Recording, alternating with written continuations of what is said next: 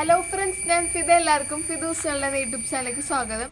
അപ്പോൾ ഇന്ന് ഞാൻ വന്നിരിക്കുന്നത് ഒരു വെറൈറ്റി വീഡിയോ ആയിട്ടാണ്. അപ്പോൾ സെയിലിൻ്റെ വീഡിയോ ഒന്നല്ല പ്ലാനിൻ്റെ. അപ്പോൾ ഈ വീഡിയോ വരുന്നത് എങ്ങനെയാണ് നമുക്ക് ചെടി പാക്ക് ചെയ്യാന്നുള്ള വീഡിയോ ആണ്. അപ്പോൾ നമ്മൾ എല്ലാ വീഡിയോ ഇടുന്നത് തന്നെ നസീമത്താൻ്റെ പ്ലാൻസ് തന്നെയാണ് സെയിലിനായിട്ടുള്ളത്.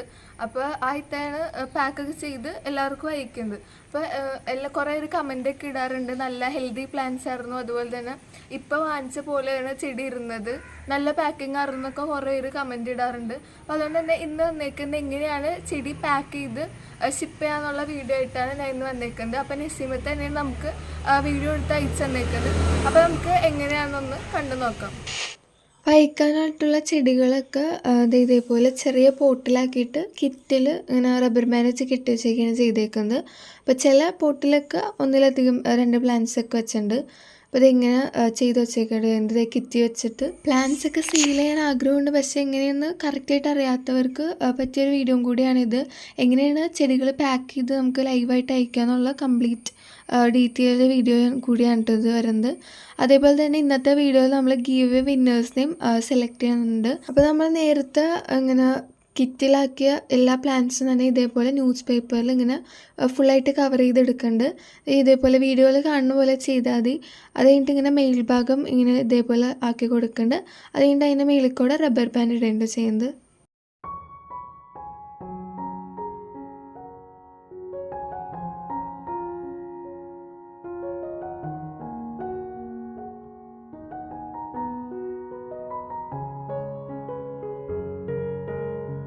അതുകൊണ്ട് ഇതേപോലൊരു ബോക്സ് എടുത്തിട്ടുണ്ട്, കാർബോണിൻ്റെ ബോക്സ് എടുത്തിട്ടുണ്ട്. എന്നിട്ട് അതിൻ്റെ അടിയിൽ ഒരു കാർബോണിൻ്റെ പീസ് വെച്ച് കൊടുക്കുന്നുണ്ട്. എന്നിട്ട് അതിലേക്ക് നമ്മളെല്ലാ പ്ലാന്റ്സും വെച്ച് കൊടുക്കുകയാണ് ചെയ്യുന്നത്. ന്യൂസ് പേപ്പറിൽ പൊതുവെ എല്ലാ പ്ലാന്റ്സും വെച്ച് കൊടുക്കുകയാണ്. അപ്പോൾ എത്ര പ്ലാന്റ്സ് ഉണ്ട് അതിനനുസരിച്ചുള്ള ബോക്സ് എടുക്കുക. അപ്പോൾ ഇതിലിപ്പോൾ കുറേ പ്ലാന്റ്സ് ഉണ്ട്, അതുകൊണ്ടാണ് ഇത്ര വലിയ ബോക്സ് എടുത്തേക്കുന്നത്. അപ്പോൾ 2 പ്ലാന്റ്സ് ഒക്കെ ഉള്ളെങ്കിൽ ചെറിയ ബോക്സ് എടുത്താൽ മതിയായിരിക്കും. പിന്നെ കൊറിയർ ചാർജ് വരുന്നത് ഈ ബോക്സിൽ നീളവും വീതിയും അതുപോലെ തന്നെ വെയിറ്റ് ഒക്കെ നോക്കിയിട്ടാണ് കൊറിയർ ചാർജ് വരുന്നത്. പ്ലാന്റ്സ് ഒക്കെ വെച്ചതിന് ശേഷം അതിൻ്റെ മേളിലായിട്ടൊരു ന്യൂസ് പേപ്പർ വെച്ചെടുത്തിട്ട് ഇത് അടിക്കേണ്ട ബോക്സ്. അതിൻ്റെ ടേപ്പ് ചുറ്റും DTDC സർവീസൊക്കെ അടുത്ത് ഉള്ളവരാണെങ്കിൽ അവരുടെ അടുത്ത് പറഞ്ഞു കഴിഞ്ഞാൽ അവർ വീട്ടിൽ വന്ന് തന്നെ ഇത് കളക്ട് ചെയ്ത് കൊണ്ടുപോകും. അല്ലാത്തവരാണെങ്കിൽ അവിടെ ഓഫീസിൽ കൊണ്ടുപോയി ഇത് കൊടുക്കേണ്ടി വരും.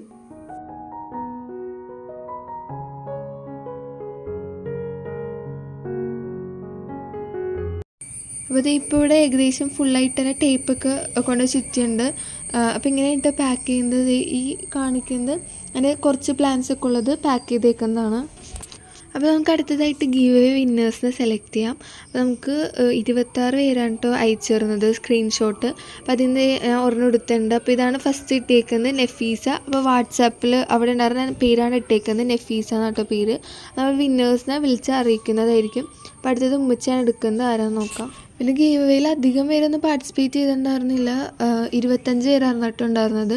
അപ്പോൾ രണ്ടാമത് കിട്ടിയത് ഫിദ എന്ന് പറഞ്ഞ ആർക്കാണ് കിട്ടിയത്. അപ്പോൾ തേർഡ് ആരാന്ന് നോക്കാം. അപ്പോൾ തേർഡ് ഇട്ടേക്കുന്നത് റസ്ലി റിഫ റിദാക്കാണ് ഇട്ടേക്കുന്നത്. അപ്പോൾ എല്ലാവർക്കും കൺഗ്രാറ്റ്സ്.